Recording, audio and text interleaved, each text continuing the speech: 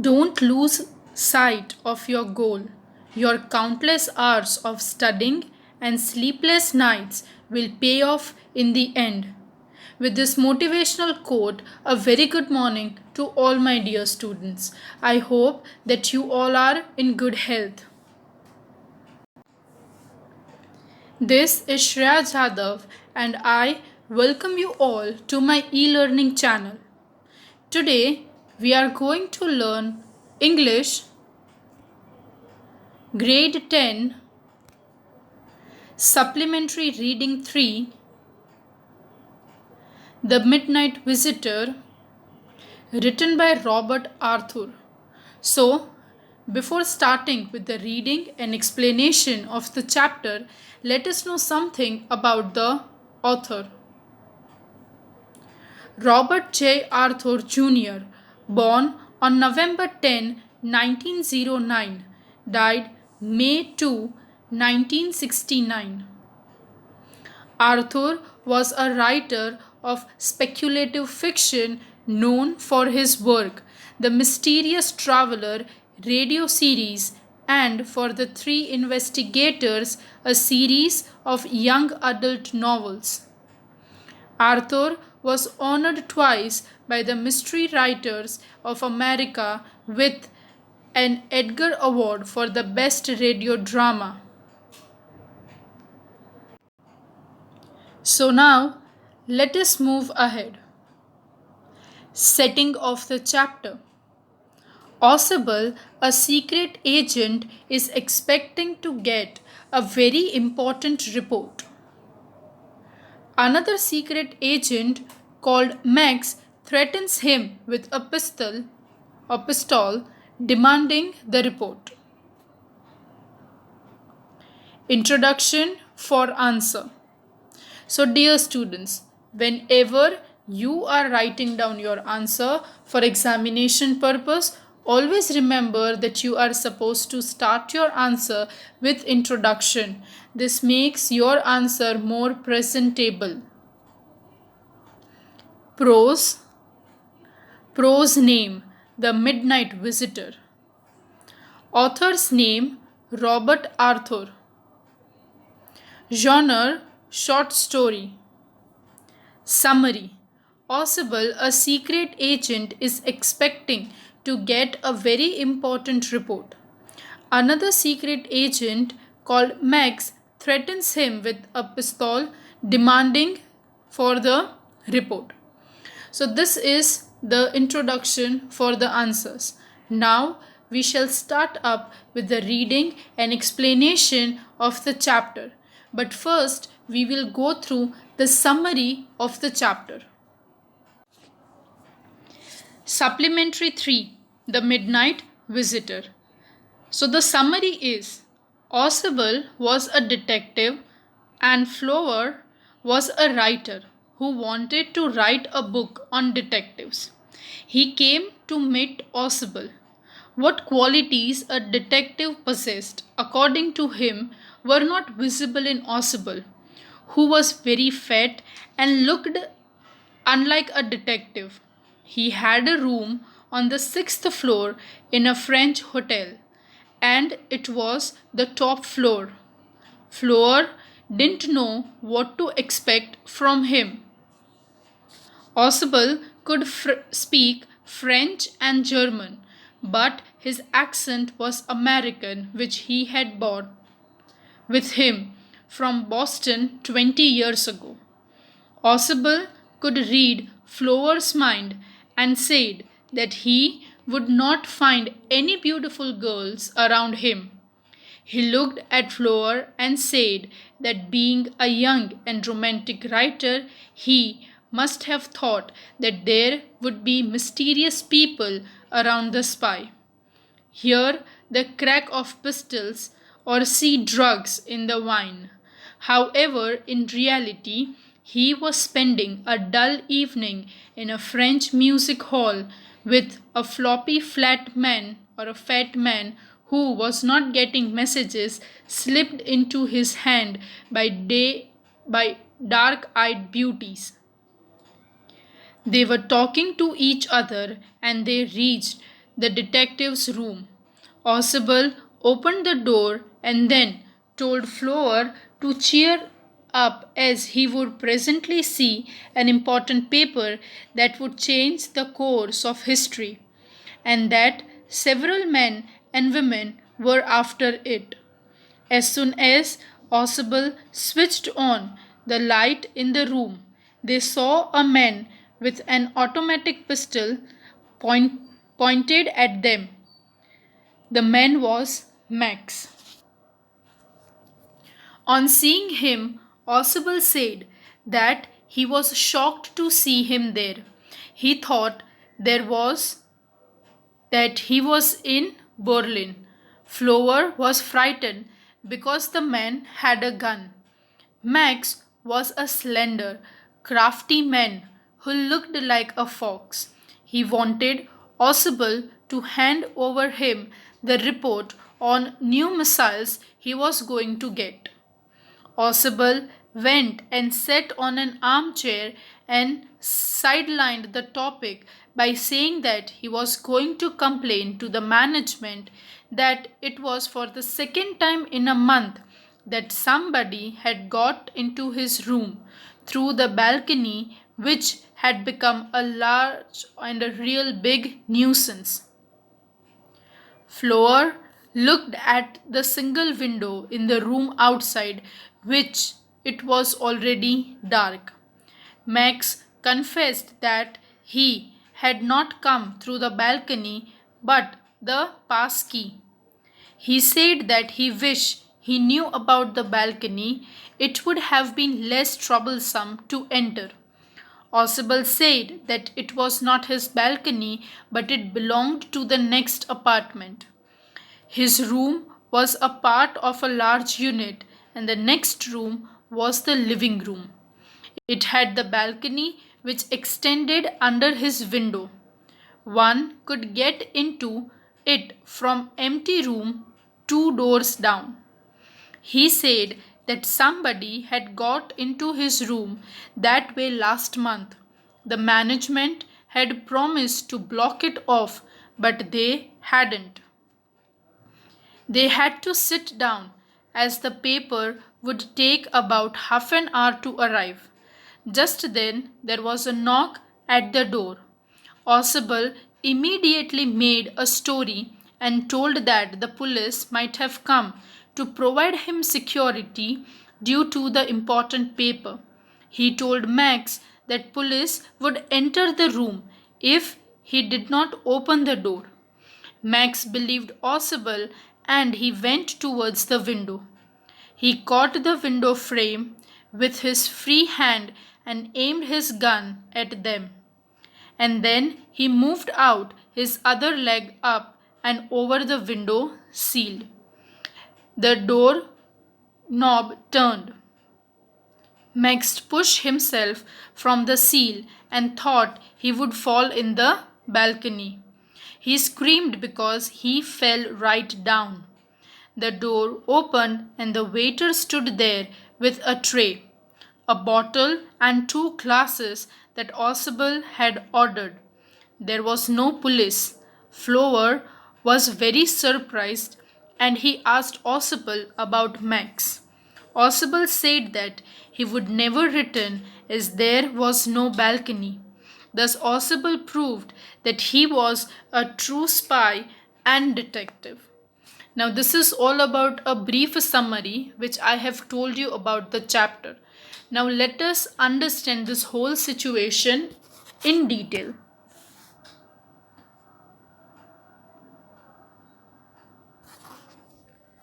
Oswald did not fit any description of a secret agent Flower had ever read.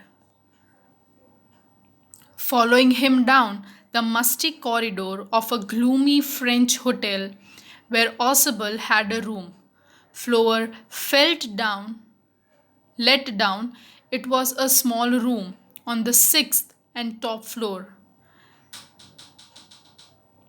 and scarcely a setting for a romantic adventure. Oswald was, for one thing, fat, very fat, and then there was his accent. Though he spoke French and German passably, he had never altogether lost the American accent he had brought to Paris from Boston 20 years ago. So, over here, there are two characters. The first one is Oswald.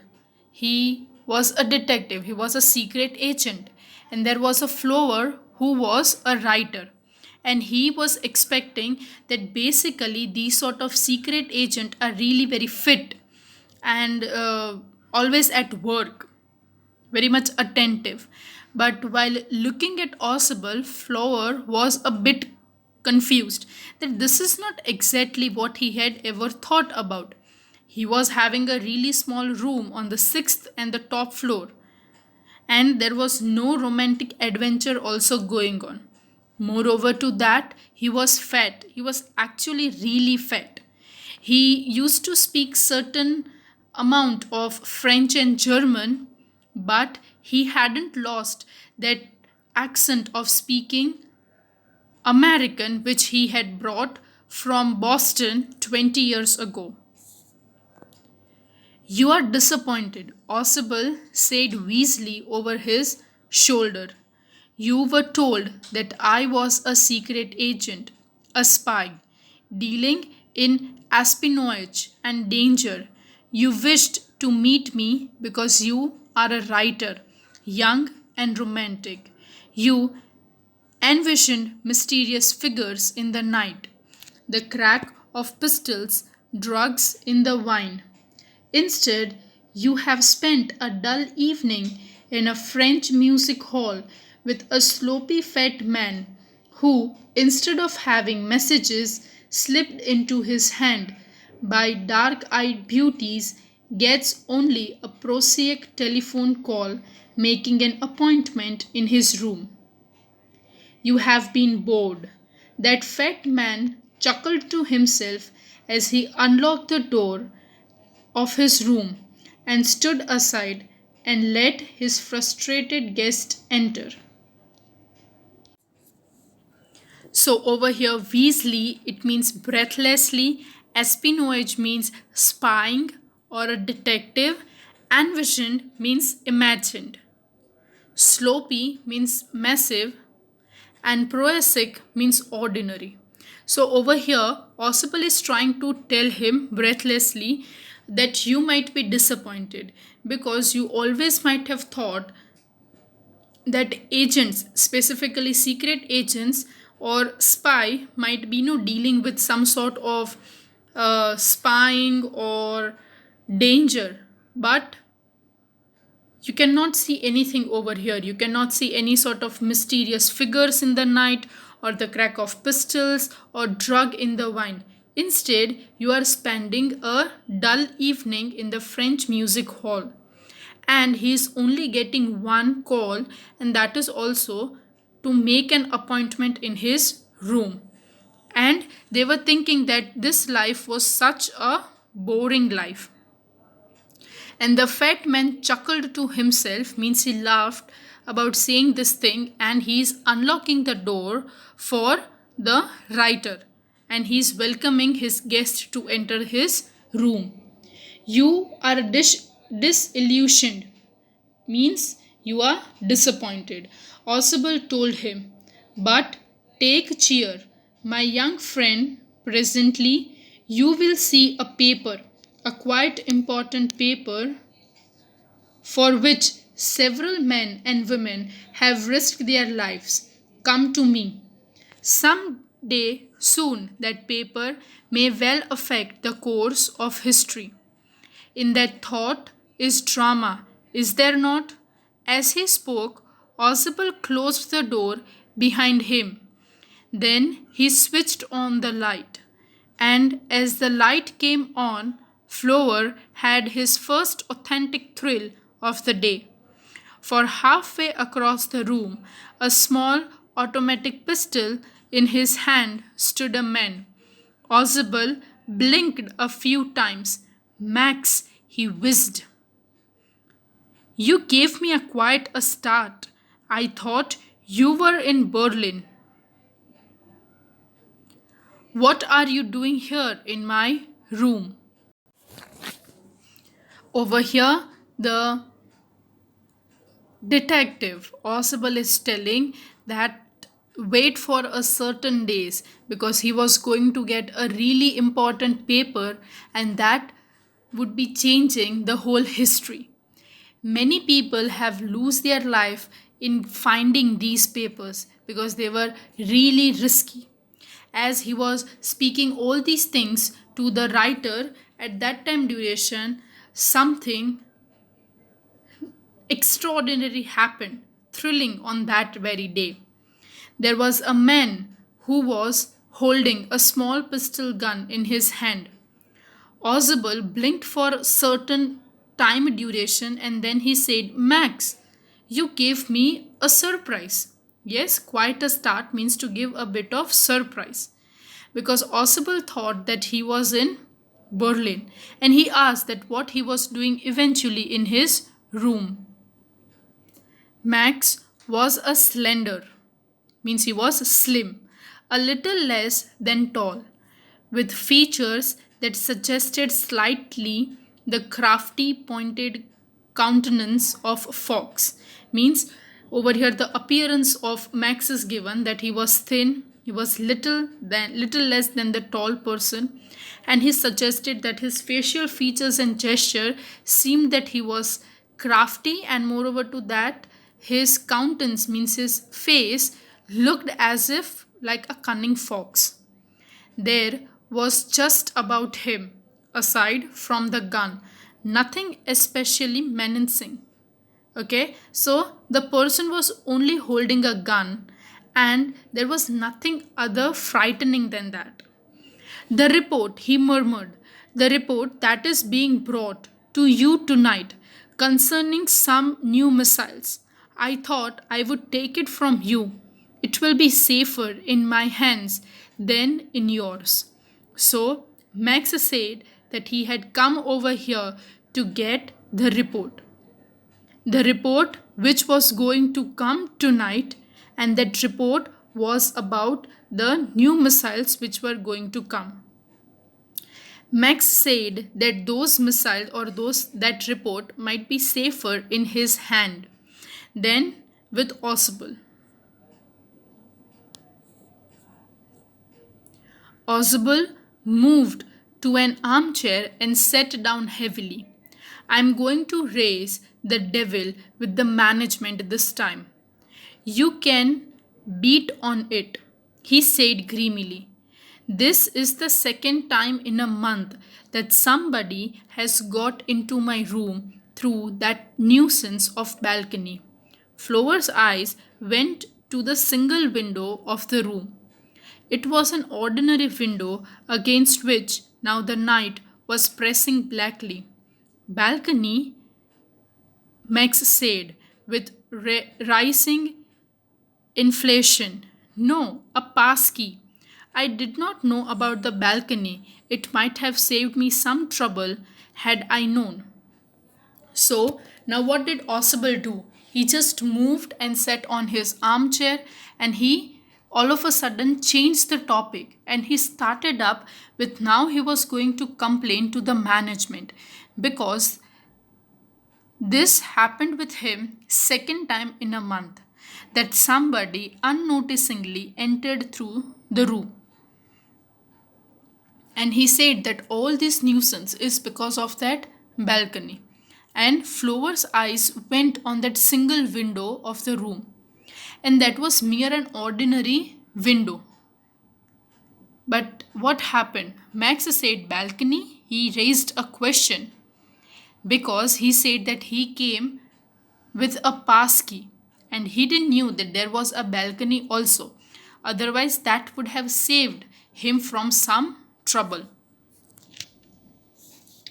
It is not my balcony, Oswald said with extreme irritation. It belongs to the next apartment. He glanced explanatory at Flower. You see, he said, this room used to be a part of a large unit, and the next room through that door there used to be the living room. It had the balcony which extend under my window now. You can get onto it from the empty room two doors down. And somebody did last month. The management promised to block it off, but they haven't. Max glanced at Flower, who was standing stiffly not far from Ozable, and waved the gun with a commanding gesture. Please sit down, he said. We have a wait of half an hour, I think. So, what happened? Osable told that it was not his balcony, his room's balcony, but that was a big apartment, a big large unit, and now it is being separated into different parts. And that balcony belonged to two doors away below it. And he had complained about the same thing the last month also to the management, and the management promised that they will be fixing it up and blocking off all, but eventually they haven't done it yet. Max glanced at Flower, who was standing stiffly over there. He waved his gun and told him that he could sit down because they were supposed to wait for half an hour.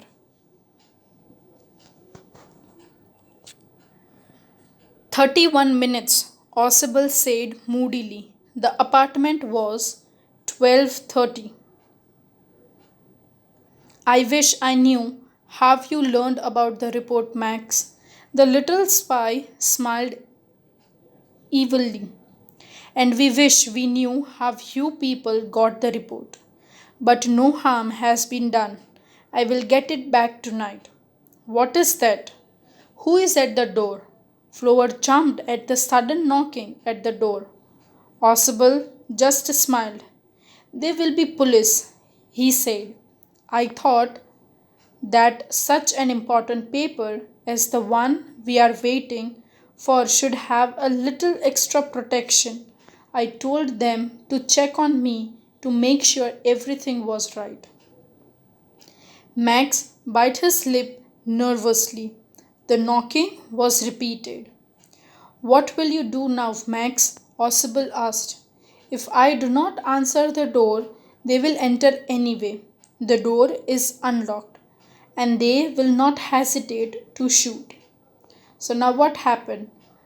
Max told Floor to sit, and Osable told that still we are having plenty of time. And now Osable was trying to make him more and more confused by telling that eventually we don't understand that how you know such a quick spy got this information about it, because this was kept so secret. And moreover to that, when they were having a conversation, there was a knock at the door, and Osable told that there might be police to hand over the report. In which mannerism that this carried really important paper inside it. So, police were told to hand over it for the extra protection. Because of that thing, Max was also a bit nervous. Osable told him that as the door is unlocked, they are knocking it. I am supposed to open it because they knew that I was in the room. And Osable told that if I will not open, that if he will not open it, then somehow they would break it down, they would enter it, and if they will see you, they will shoot you. Max's face was black with anger as he backed swiftly towards the window. He swung a leg over the sill. Send them away, he warned. I will wait on the balcony, send them away, or I will shoot and take my chances. The knocking at the door became louder and voice was raised. Mr. Osable, Mr. Osable. Now what happened? By looking at this thing, Max was really angry, but he had no option, so he told that you should go and stand near that window. Okay, and they tried to send them away. Max is telling that he would be waiting on the balcony and he should not take any of the chance. and the knocking on the door became louder and the voice also raised. And they said, Mr. Ausable, Mr. Ausable. You can see over here the picture is given how Ausable, a fat person, is sitting on the armchair. Max is holding a gun in his hand and he is trying to escape from there. And there you can see Flower, who was a writer and who was standing near Ausable, keeping his body twisted so that his gun still covered the fat man and his guest. The man at the window grasped the frame with his free hand to support himself. Then he swung his other leg up and over the window sill. The doorknob turned swiftly. Max pushed with his left hand to free himself from the seal and dropped to the balcony. And then, as he dropped, he screamed once shrilly. The door opened, and the waiter stood there with a tray, a bottle, and 2 glasses. Here is the drink you ordered for when you returned, he said, and set the tray on the table, deftly uncorked the bottle, and left the room. White faced, Flower stared at him. But he stammered, The police! There was no police, Ausable sighed. Only Henry, whom I was expecting. But won't that man out on the balcony? Flower began. No, said Ausable. He won't return. You see, my young friend, there is no balcony. So eventually, what happened? That somehow pointing gun at Ausable and Flower, Max tried to keep himself out. He moved out of that balcony, out of that window. But eventually, as that sound got louder and louder, the doorknob was opened and there was waiter standing over there with the tray in his hand, and there was a bottle and 2 glasses because he had ordered it when they were returning. And he just uncorked the bottle and left the room. Flower stared him with white face and he said, The police. And Ausable sighed and said that there was no police. Only Henry, means the waiter, whom he was expecting. And what about the balcony? The men might be there. Ausable said that there was no balcony and he will not return. As you see, my friend, that there was no balcony, so the person, Max, who screamed, had jumped downward and he might be dead also. So this is how Ausable proved that he was a true spy and a great detective. This is all about the short story. I hope that you all have understood the chapter. If you still have any doubt or queries, you can comment down in the comment section. Thank you everyone for watching and have a nice day.